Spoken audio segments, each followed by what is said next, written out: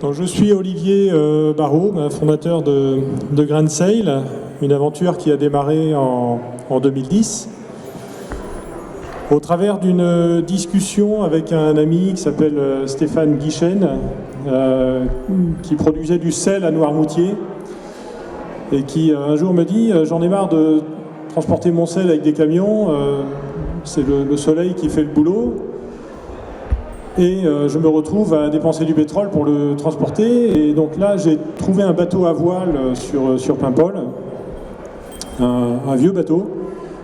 J'ai envie de l'utiliser pour transporter mon sel. Donc je lui dis, ouais, pourquoi pas. Il savait que j'étais investisseur dans des projets environnementaux et que voilà, ça pouvait éventuellement m'intéresser. Donc je suis allé le voir, et puis après 2 heures de discussion, on en convenait, lui et moi, le sel, c'était pas le produit idéal à transporter, et surtout le bateau sur lequel on était, je pense au bout d'un quart d'heure en mer, on partait par le fond. Donc c'était un bateau dangereux, très inadapté. Mais ce jour-là, j'ai simplement senti qu'il y avait vraiment quelque chose à faire autour de ce sujet, qui était plutôt sympa, et il y avait des vibrations en moi qui me faisaient penser qu'il y avait un sujet intéressant à creuser. Donc on s'est vu régulièrement pendant plusieurs semaines, une fois par semaine, et on a commencé à élaborer ce qui aujourd'hui est un projet qui est totalement différent de cette idée de départ. Mais en tout cas, la graine avait été semée à ce moment-là.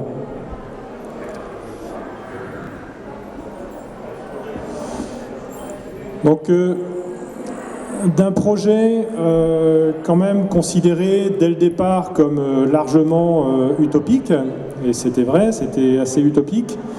Ce qui est intéressant, et c'est la chose principale que je vais essayer d'exprimer aujourd'hui, c'est comment passer de projets perçu comme utopique à une réalité économique qui vise à faire des projets environnementaux, non pas pour se faire plaisir et dire je fais dans l'environnemental, mais avoir une véritable réussite d'entreprise pour que ce soit des exemples qui puissent donner l'envie de faire également un peu la même chose. Nous, si on est copié, ça nous va très bien en fait. C'est un peu d'ailleurs ce qu'on souhaite. On ne fera pas la révolution industrielle, environnementale et écologique nous tout seuls. On espère simplement susciter des vocations avec des projets comme celui-là. Donc la façon de créer un armement maritime couplé à des ateliers à terre, donc qui produisent du café et du chocolat, ça ne s'organise pas n'importe comment. Il a fallu phaser en fait les projets. Donc on a commencé finalement en 2013 par le lancement d'une torréfaction de café. Alors pourquoi une torréfaction de café? C'est que le café en fait c'est très simple, en une semaine à peu près vous formez un torréfacteur et vous pouvez sortir des cafés bio d'une très grande qualité. En 2016 on a lancé une chocolaterie cette fois-ci, et autant le café est relativement simple à produire que de fabriquer du chocolat c'est beaucoup plus compliqué. Le chocolat c'est de la cuisine. Et les premiers chocolats que vous sortez sont simplement très moyens, voire pas bons. Et pour arriver à une excellence gustative, il faut vraiment se lever tôt. Donc il faut accepter de passer du temps à simplement cuisiner.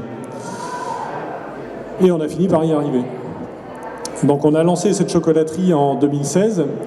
Et en 2018, nous avons lancé la construction du premier cargo à voile au monde de charge, donc un voilier typiquement dédié au transport de marchandises, mais normé aux normes marines marchandes internationales, donc de la division 222 pour ceux qui connaissent. C'est-à-dire qu'on est aussi équipé et aussi sûr qu'un cargo normal. Donc ce sont des bateaux très atypiques. Et donc aujourd'hui, en 2020, il y a 4 ans, on faisait 300 000 € à peu près de chiffre d'affaires, et aujourd'hui on arrive à 5 millions. Donc ça veut vraiment dire que le projet a très bien pris, que c'est une bonne nouvelle d'avoir des chiffres d'affaires qui grimpent aussi vite, mais que c'est en même temps une énorme contrainte pour simplement répondre à la demande. Donc manger du chocolat, mais bon, pas trop, ce serait sympa. Le temps qu'on sorte la nouvelle usine en avril 21, voilà, on est un peu quand même en limite de capacité, c'est le moins qu'on puisse dire. Donc aujourd'hui, le groupe Grain de Sale donc, produit des cafés, des chocolats bio et fait de l'import-export également, c'est ce qu'on va faire. Donc, c'est-à-dire que la première cargaison de vin français, pour que le bateau, donc le cargo voilier ne parte pas à vide, on exporte les vins français aux États-Unis. Donc on commence par New York. Donc on a sélectionné des vins qui sont de très bons vins, tous bio évidemment, et on les exporte aux États-Unis. Et je vous montrerai la boucle tout à l'heure. On repart après en Amérique centrale avec le bateau, on prend nos cafés, nos cacaos et on revient sur Morlaix.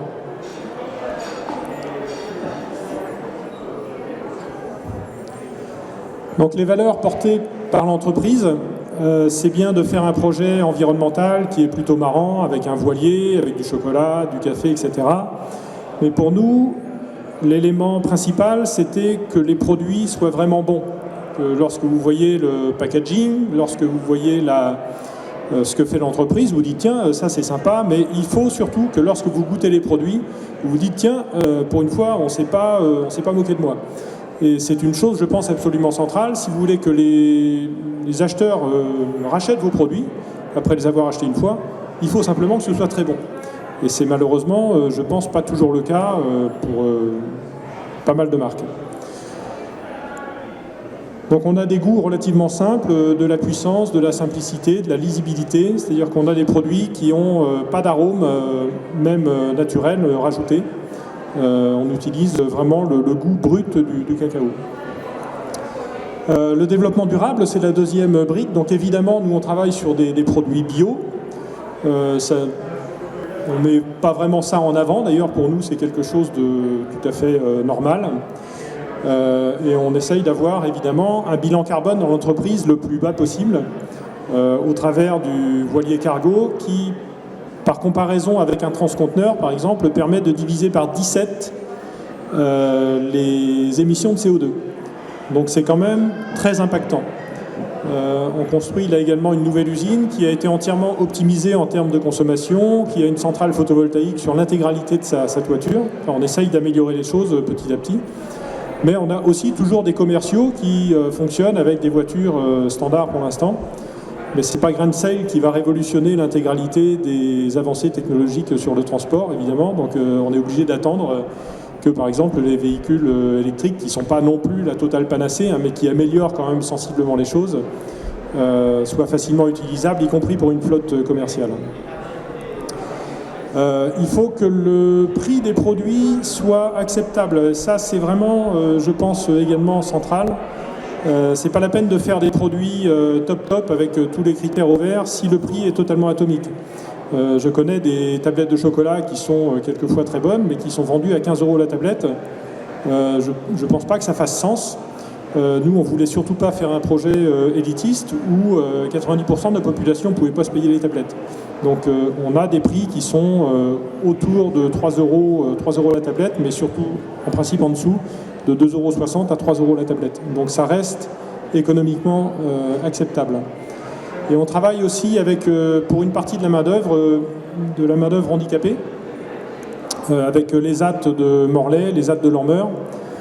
Mon père, moi, été moniteur d'atelier au CAT de Mini-Tréguier, donc j'ai toujours vu en fait la main-d'œuvre handicapée comme étant quelque chose qui fonctionne en fait parfaitement bien, qui aide beaucoup ces personnes, qui aide également les entreprises. C'est vraiment typiquement un accord gagnant-gagnant et qui est très utile en fait pour Grain de Sale.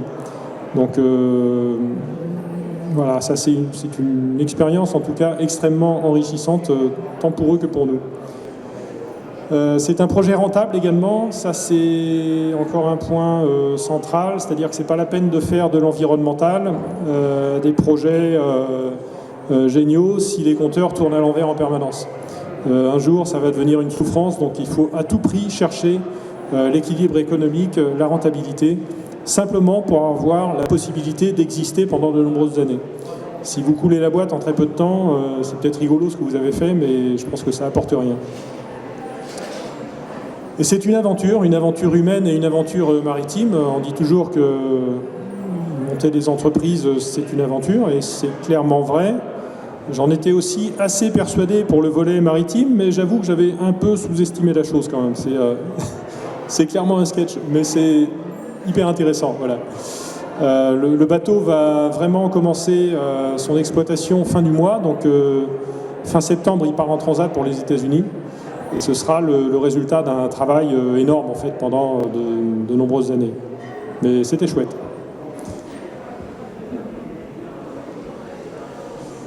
Donc l'entreprise Grand Sail, finalement, encapsule plusieurs métiers à la fois. Et c'est ce qui fait la spécificité de cette entreprise. C'est qu'on réalise en fait 4 opérations dans une même entreprise. Et généralement, c'est scindé. Et là, nous, on encapsule tout. C'est-à-dire qu'on travaille le sourcing des produits. Donc on cherche à aller trouver les meilleurs produits possibles dans des régions très, très diverses, principalement l'Amérique centrale. Puis après, on va opérer donc, le transport maritime avec l'entreprise Grand Sail Shipping. C'est simplement une filiale en fait, du groupe Grand Sail qui fait évidemment partie à 100% de Grand Sail. Donc c'est la partie transport maritime décarboné. On réalise la transformation des produits, c'est-à-dire qu'on est vraiment chocolatier, on n'utilise pas du chocolat prêt à fondre, mais on fabrique vraiment nous-mêmes le chocolat, ce qu'en Bretagne personne ne fait d'ailleurs. Et ça nous permet de contrôler totalement la qualité des produits et donc d'être capable de sortir ces produits au goût, en principe vraiment très, très, très bon. Pareil pour le café, la torréfaction, ça ne s'improvise pas, c'est plus simple que le chocolat, mais il faut quand même réussir à sortir de bons cafés. Et après, on organise évidemment donc, la commercialisation de tous ces produits. On est aujourd'hui dans plus de 650 points de vente, principalement en grande et moyenne surface. Donc on a également réussi à développer des recettes au fur et à mesure. Donc on n'avait pas toute cette gamme évidemment au début, mais là aujourd'hui on a une quinzaine de références de tablettes de chocolat, dont 3 d'entre elles ont obtenu le prix des meilleures nouveautés produits en Bretagne, 3 années de suite. Donc c'est un peu gênant pour nous, mais enfin bon, on ne sait pas si dans la 4e année, peut-être qu'on va être mis un peu de côté parce qu'il faut quand même pas, faut laisser de la place aux copains. Voilà. Mais bon, ça plaît beaucoup, alors c'est très bien, on est content. On produit également donc des cafés, soit en grains, soit moulus. Moi, je conseille le grain pour tous ceux qui sont vraiment fans de café. Plus c'est moulu, proche de l'extraction, mieux c'est évidemment. Donc on utilise pour le café donc, les AT de Morlaix, donc, qui utilisent 4 ouvriers handicapés et une monitrice, et on produit quand même avec ces personnes-là et l'outil qu'on a développé, donc 28 tonnes de café en 2020. Et pour le chocolat, donc là, ce sont des volumes bien plus conséquents. Donc on a 14 ouvriers et 2 monitrices ESAT. Et on produit 220 tonnes de chocolat, donc environ en 2020. Sachant qu'on ajoute évidemment une main-d'œuvre Grand Sail. On est à peu près 30 salariés chez Grand Sail. Et donc tout cet ensemble donc, permet de réaliser cette production.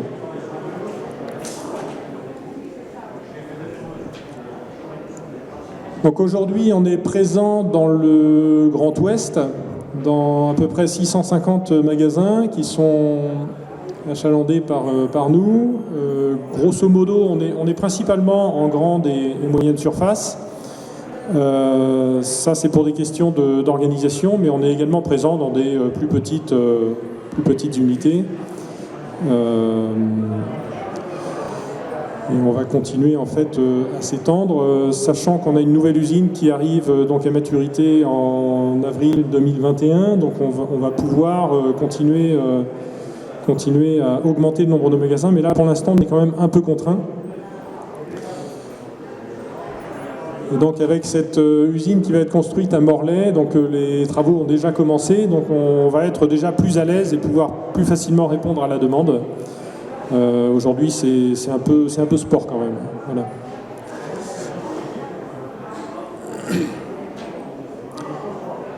Donc le parcours transatlantique du voilier Grand Sail, du premier voilier Grand Sail, ça va être de partir donc, de Saint-Malo.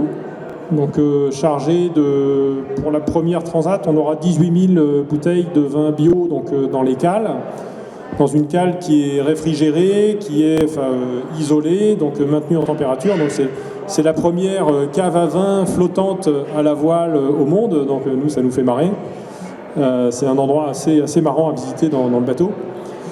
Et puis on décharge donc ces vins à New York qui vont être donc vendus chez les cavistes, hein, principalement cavistes new-yorkais, et pas mal de restaurants et hôtels. Une fois déchargé, on fait une petite escale quand même d'une dizaine de jours pour se reposer de la transat.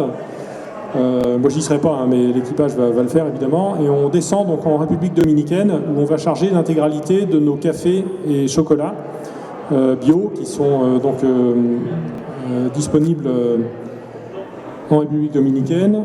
Et on repart donc en faisant une petite escale aux Açores pour charger quelques épices. Et on arrive après une boucle de 3 mois, une boucle totale de 3 mois sur Saint-Malo.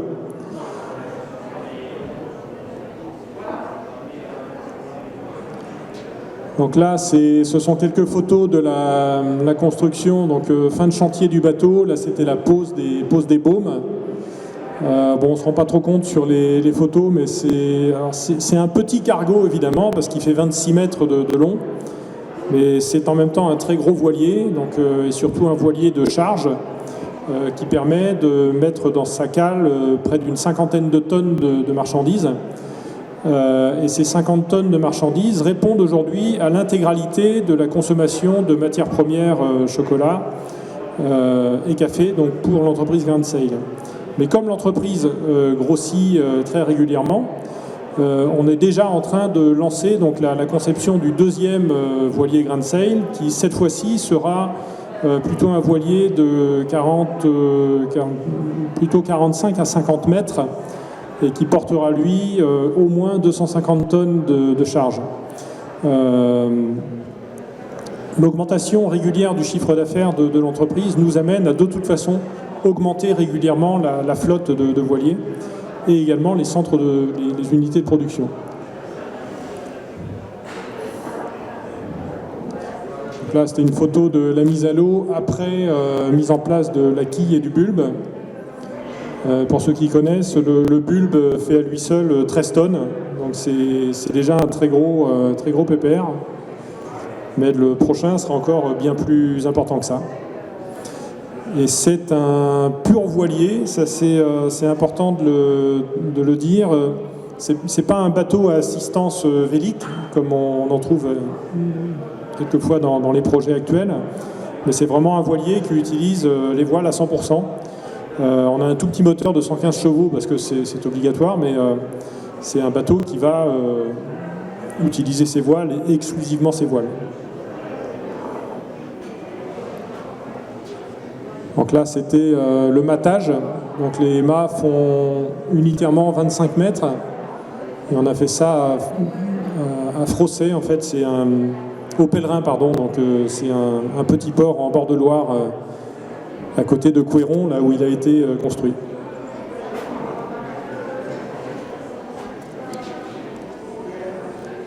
Donc l'évolution à moyen-long terme de l'entreprise. Donc là, vous voyez... Alors ma fille s'est gourée hier, donc ce qui est foncé, c'est la terre, hein, ce qui est clair, c'est la mer, c'est pas l'inverse. Donc là, vous voyez la France en haut à droite. Donc on a comme objectif relativement simple, en fait, d'implanter donc la prochaine torréfaction donc à Morlaix, donc la nouvelle torréfaction et chocolaterie, d'avoir donc le bateau opérationnel qui fait ses transats, et ça constitue une première brique pour l'entreprise. Donc qui fonctionne avec son voilier qui amène les marchandises, sa chocolaterie et sa torréfaction qui produit les cafés et chocolats. Et donc ça, après, on va simplement faire des copier-coller de cet ensemble, et on va aller s'implanter vraisemblablement sur Dunkerque, puis sur Bordeaux, pour constituer des centres de production qui minimisent l'impact transport pour tous les produits. Et on aura une flotte de voiliers, donc on ne les voit pas très bien là, une flotte de voiliers qui desservira donc ces centres de production, Morlaix, Dunkerque, Bordeaux, puis à terme également des chocolateries sur la côte est des États-Unis. Et en gros, notre terrain de jeu, c'est l'Atlantique Nord. Et avec ça, on a déjà largement de quoi faire. Donc ça nous permet de faire de l'import-export décarboné, de sortir des produits bio, d'excellente qualité gustative et d'apporter notre contribution aux problèmes environnementaux qui sont les nôtres. Évidemment, Grain Sale n'a pas vocation à améliorer toute seule tous les problèmes qui nous tombent dessus, hein, mais on espère simplement, et on ne critique pas les copains, hein, on n'est pas là pour critiquer ce que les autres font, on espère simplement avec cette société peut-être un peu les démoder et leur donner envie ou leur montrer que des choses quand même assez lourdement utopiques au début sont finalement faisables. Si tant est qu'on les organise et qu'on les mène en acceptant de prendre le temps de bien réfléchir à ce qu'on fait et de ne pas se précipiter, mais de faire les choses avec l'organisation nécessaire pour qu'on arrive à quelque chose qui fonctionne vraiment. Une entreprise comme ça, au début, quand vous la créez, les compteurs tournent à l'envers relativement vite. Et si vous ne prenez pas garde à ça, vous allez assez rapidement vous essouffler. Donc il faut arriver à assez rapidement quand même générer un minimum de chiffre d'affaires et ne pas se tromper dans la stratégie pour que le projet ne s'essouffle pas, ne s'étouffe pas en fait tout seul. C'est pas le tout de vouloir faire des projets environnementaux, mais il faut démontrer que économiquement c'est parfaitement viable. Et donc j'espère, au travers de ce projet-là, de ce type de présentation, au travers de la prise de connaissance que j'espère pas mal de gens auront de ce projet, de la façon dont il a été fait, de susciter des envies de faire différemment. Et je pense que c'est tout à fait possible, si tant est qu'on se penche vraiment sur le sujet et qu'on pense sans doute les choses de façon un peu différente par rapport à ce qu'on fait d'habitude. On a été, nous, perçus par les banques au début comme... parce que les banques sont assez révélatrices en fait de pas mal de choses. On était perçus au début comme des gens quand même un peu gonflés, qui allaient cumuler 4 métiers dans une seule entreprise, le sourcing, le transport à la voile, la transformation, la distribution commerciale. Quand vous leur dites ça au début, vous dites ouais, bah écoute, t'es gentil, montre-nous ce que tu sais faire, et puis après tu nous appelleras, et puis on verra. Donc il a fallu démontrer qu'on était totalement capable de maîtriser et d'opérer ces 4 métiers différents, ce qu'on a effectivement réussi à faire. Et l'une des preuves qu'on leur apportait, c'est que les business plans qu'on leur présentait étaient systématiquement, chaque année, non seulement respectés, mais explosés. C'est-à-dire qu'on était au-delà de ce qu'eux attendaient. Donc, d'une faiblesse, finalement, ça a fini par devenir une force, parce qu'on a énormément gagné en crédit, en fait, auprès de ces acteurs qui nous aident. Et aujourd'hui, c'est eux qui tapent à la porte. C'est pas nous qui levons le doigt pour avoir des aides. Donc moi, je finance également une bonne partie du développement de l'entreprise. Mais les banques sont vraiment devenues des partenaires. Et simplement parce qu'ils voient que le projet fonctionne vraiment très bien.